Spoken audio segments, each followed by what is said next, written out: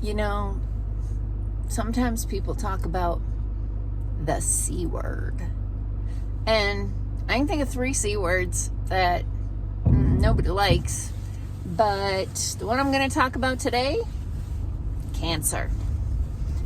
I'm Dr. Patty Barch. I'm a traditional naturopath, founder and owner of Naturally Unbridled Wellness and naturallyunbridled.com. And this is Down the Ridge with Dr. Patty, where I give you 7 to 10 minutes of holistic life and wellness information. And the topic of today's video is cancer. And a lot of you know that I did cancer research for 8 years. So it's a topic I have some experience and interest in. And so I'm just going to give you some cancer basics, because obviously a 7 to 10 minute video is not really going to cover it. But the first thing I want to say is, first of all, what is cancer? So cancer is uncontrolled cell growth. There are many different types of cancer. In fact, most types of cells in your body can have a failure of their function, and they can become cancerous. One exception is the heart. You never hear of anyone having heart cancer, but I would not be surprised if the first cases of heart cancer start showing up on the radar at some point in the future because of weird stuff. That being said, cells do not live infinitely, right? Cells have a lifespan, and then they are replaced by new cells. And so what happens in a normal cell life cycle is there's something called apoptosis, which is it's called programmed cell death, which is basically your cell lives its lifespan. Certain cells have different lifespans, like blood cells is something like 20 to 120 days, something like that, red blood cells. And then like nerve cells, brain cells, those sorts of things, a lot longer lifespan, a lot slower regeneration rate.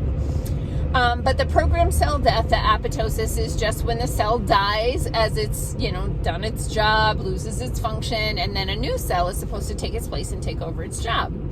But with cancer cells, they don't die. They don't go into the normal, resting phase and then into cell death.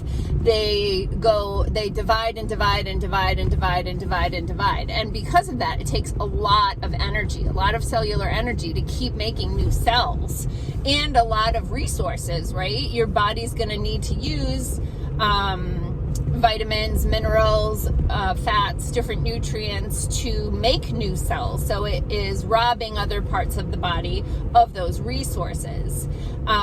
Because cancer cells are growing so fast, they use a lot of energy, like I said, and so their primary energy source is often glucose or sugar. And so that's why I always say that sugar is cancer fertilizer, because it's going to take up that free-floating glucose, it's going to take it into the cell and use it for energy to keep dividing and killing you.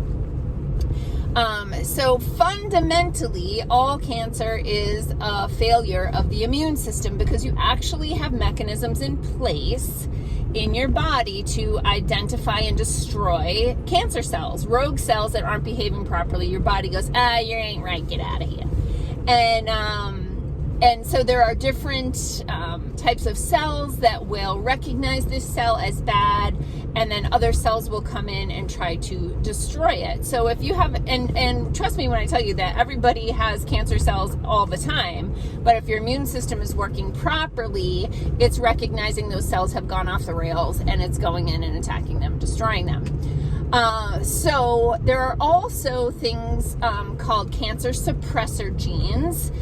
These are strips of genetic code that help to keep cancer in check. And there are also cancer promoter genes that put the photocopier on for that cell division. Now, if roughly 60 to 80% of the population were to receive a medical intervention that accidentally had a sequence in it of cancer promoter gene, then we might see cases of cancer where we don't normally see it. So we might see young people who typically don't develop things like colon cancer suddenly getting colon cancer. And then we might see rampant cancers that are not responding to treatments and are really spreading like wildfire. So that's potentially something that could happen. So what can you do to help your body to not get cancer? So one thing is, of course, support your immune system, because again, all cancer is failure of the immune system. So you want to make sure that your immune system is strong so that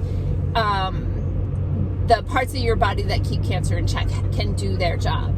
Now, that can be things like eating an anti-inflammatory diet, because if you're eating crappy processed foods, fast food, foods high in high fructose corn syrup, artificial colors, flavors, sweeteners, and preservatives, these all create inflammation in the body, which is an immune-mediated process.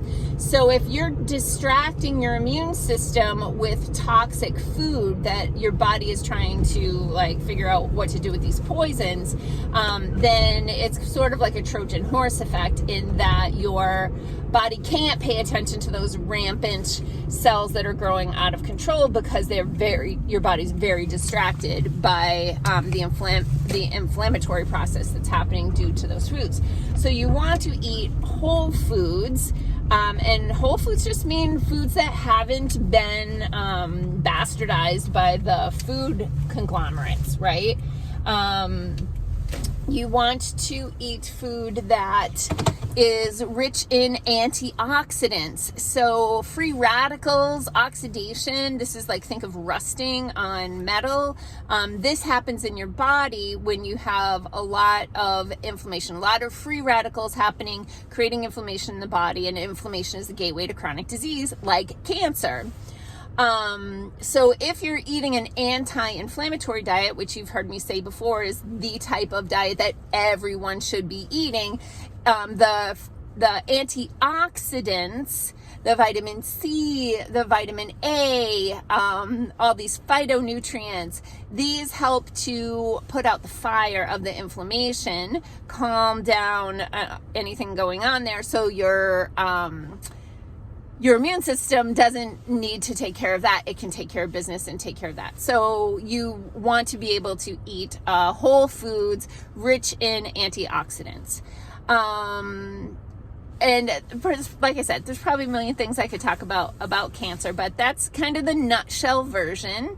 And feel free to post your questions or comments and like, comment, share, subscribe, all the things that help the robots to know that maybe other people should see this video too. I've got in my queue to do an upcoming video on autoimmune disease as well. So that one's coming down the pike. All right. Peace out, peeps. Have a healthy day.